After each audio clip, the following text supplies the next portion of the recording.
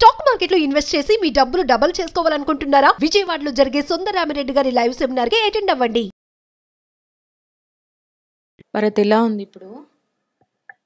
కొంచెం చెప్పగలుగుతావా? నార్మల్గా ఉందా? ఓకే. నీకు అంటే గొంతు మీద గాయం ఏదైతే అయిందో వాళ్ళ తండ్రే చేశాడని నువ్వు అంటున్నావా? వాళ్ళ డాడీ కత్తితోని ఇంట్లో నుంచి కత్తి తీసుకొచ్చాడా? వ్యాన్ పోతుంటే నేను పరిగెత్తిన వ్యాన్ వెనక ఎవరైనా వస్తున్నా చూసిన నేను. వీళ్ళ డాడీ ఇంకా రిలేటివ్ ఎవరు వచ్చిళ్ళు. లిఫ్ట్ అడిగిన నేను, ఆపండి అంకుల్ నేను కూడా వస్తా అని చెప్పిన. అడిగినాక ఎక్కించుకున్నాడు. జేబులోకి వెళ్ళి నైఫ్ తీసి ఇక్కడికి వచ్చిండు. నేను హ్యాండ్ పట్టుకొని బైక్ పై దునికేసి వ్యాన్ వెనక పోయినా. ఇక్కడ రోడ్ సైడ్ అమ్మాయి ఉంది. అంబులెన్స్కి షిఫ్ట్ చేస్తున్నారు. అక్కడ వేరే అంకుల్ వాళ్ళతో అడిగాను నేను కూడా వస్తా అంటే నన్ను కొట్టేసి పక్కకు పట్టుకోవాలి.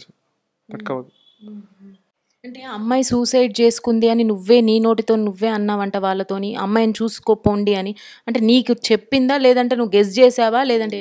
మేము ఇద్దరం ఇంట్లో ఉన్నప్పుడు హాల్లో సౌండ్ వచ్చింది, డోర్ సౌండ్, గేట్ సౌండ్ వచ్చింది. గేట్ సౌండ్ వస్తే చూడమన్నాను నన్ను. నేను చూసినాక వాళ్ళ రిలేటివ్ ఎవరు వచ్చిళ్ళు. ఈమె బయటికి పోయింది. అప్పటికి బయటికి పోయినాక 5 minutesకి లోపలికి వచ్చి డాడీ వస్తున్నాడు నువ్వు వెనక పో కిచెన్ రూమ్లోకి అని చెప్పింది. నేను కిచెన్ రూమ్లో దాచుకున్నాక వాళ్ళ డాడీ ఇంకా రిలేటివ్ హాల్లోకి వచ్చిళ్ళు. ఈమె కవరింగ్ చేయడానికి వాటర్ తీసుకురావాలి అది అని అన్నది. నా దగ్గరకు వచ్చి భయం అవుతుంది రాదు అన్నది. అన్నాక అప్పటికి వాళ్ళ డాడీ ఇంకా రిలేటివ్ గేట్ దగ్గర పోయిళ్ళు. వెనక తిరిగి నువ్వు వెళ్ళిపో వెనకకి వెళ్ళి గోడ దునికది అని చెప్పింది. నేను గోడ దునికేసిన. గోడ దునికి అటు పోతుంటే రిలేటివ్ అంకుల్ చూసిండు నన్ను. చూసి పట్టుకుందాం అనుకున్నాడు. ఎస్కేప్ అయినా అక్కడికి వెళ్ళి. వాళ్ళ డాడీ ముందుకెళ్ళి వచ్చి పట్టుకున్నాడు. కొట్టిల్లు బాగా. కొట్టినాక ఈ అమ్మాయి చూస్తుంది విండోలోకి వెళ్ళి, మెస్ డోర్లోకి వెళ్ళి చూస్తుంది. అప్పుడు అమ్మాయి వీళ్ళ డాడీ కాల్ చేసిండు. ఎందుకు ఇట్లా చేస్తున్నారు, ఎందుకు కొడుతున్నారు అంతగానం అని చెప్తే వీళ్ళ డాడీ ఏం మాట్లాడకుండా కట్ చేసిండు కాల్. అయితే ఎవరో కాల్ చేసిండు వీళ్ళ డాడీకి, డోర్ పెట్టుకున్నది అది అని, డోర్ తీస్తలేదు అది. వీళ్ళ డాడీ పోయినాక ఆ కట్ట ఉంటుంది అక్కడ కెనాల్, ఆ కట్ట మీదకి వెళ్ళి వాళ్ళ మమ్మ వచ్చింది. మమ్మ వచ్చి ఎందుకు వచ్చినావు మళ్ళీ అది అని అంటే, మీరు ఇట్లా టార్చర్ చేస్తుళ్ళు, నాకు కాల్ చేసి ఇట్లా నువ్వు రావాలి నేను అంతా చెప్తా ఇంట్లో బ్యాడ్ సిచ్యువేషన్ ఉన్నది అది అని చెప్పింది. నువ్వు రాకపోతే అమ్మాయి నీతో చెప్పింది, కాల్లో చెప్పింది. చెప్పినాక వాళ్ళ మమ్మీ రిటర్న్ పోయింది ఎవరో కాల్ చేసిళ్ళని.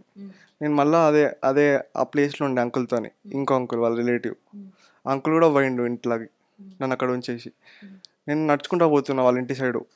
పోతుంటే సౌండ్స్ వస్తున్నాయి ఇంట్లోకి వెళ్ళి బాగా. ఇక ఉరికేసిన. నేను ఉరుకుతుంటేనే ముందుకెళ్ళి వ్యాన్ పోతుంది అప్పటికి. అంటే అమ్మాయి నీతో ఉన్నంతసేపు ఏమైనా షేర్ చేసిందా? ఇంట్లో ఏదైనా ప్రాబ్లం ఉందనో లేదంటే నేను ఇట్లా సూసైడ్ చేసుకోవాలనుకుంటున్నానో అది ఏమైనా షేర్ చేసిందా నీతో? చేసింది. చెప్పుమా.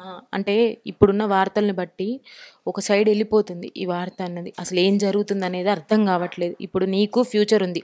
నువ్వు ఏదైతే చూసావో, నువ్వు ఏదైతే నిజంగా అనుభవించావో అది చెప్తేనే నీ ఫ్యూచర్కి మంచిది. నేను అది ఒకటే కోరుకుంటున్నా. నీకు ఎంతవరకు వీలైతే అంతవరకు చెప్పు.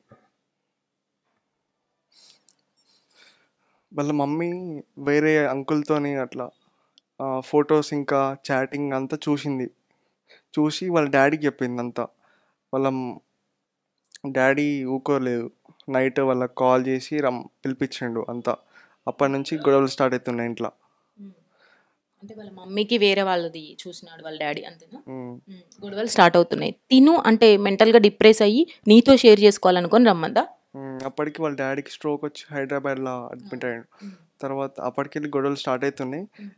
స్టడీ విషయంలో కూడా అంత టార్చర్ చేస్తున్నారు అంట. సో నీకు ఎక్కువ క్లోజ్ అంత బాండ్ ఉందా మీ ఇద్దరి మధ్యలో? అంటే మీరు నిజంగా లవ్ చేసుకున్నారా? నిజంగా లవ్ చేసుకున్నాం. అయితే షీ టీమ్కి వెళ్ళినప్పుడు మరి మీరు ఓపెన్ అవ్వలేకపోయినరా? మ్యామ్ మీరు షీ టీమ్కి వెళ్ళి ఏదైతే మీ ఇద్దరి మధ్యలో కౌన్సిలింగ్ జరిగిందో అప్పుడు మీరు ఓపెన్గా చెప్పలేదా ఇలా ట్రూగా లవ్ చేసుకుంటున్నామని? చెప్పినాం మ్యామ్. మరి నువ్వు ఇంత దూరం వచ్చావు కదా హైదరాబాద్ నుంచి, వచ్చినప్పుడు ఏమాత్రం నీకు అనుమానం రాలేదా? అంటే ఏం జరుగుతుంది మరి, ఇప్పుడు అమ్మ వాళ్ళకి చెప్పలేదు, మరి అనవసరంగా నేను వస్తున్నాను నీకు అనిపించలేదా? టార్చర్ చేస్తుళ్ళు మ్యామ్. అది రమ్మంది బాగా ఏడ్చింది ఘోరంగా. నా వల్ల అయితే లేదు ట్యాబ్లెట్. ఫస్ట్ స్టార్టింగ్లోనే ఎవరో నాకు ర్యాండమ్ పర్సన్ ఇన్స్టాలో మెసేజ్ చేసిళ్ళు, ఇట్లా ట్యాబ్లెట్స్ వేసుకుంది, నీతో మాట్లాడాలంట అది అని అన్నది. షీటింగ్ పోయినాక ఒక 2 months అవుతుంది మాట్లాడాక.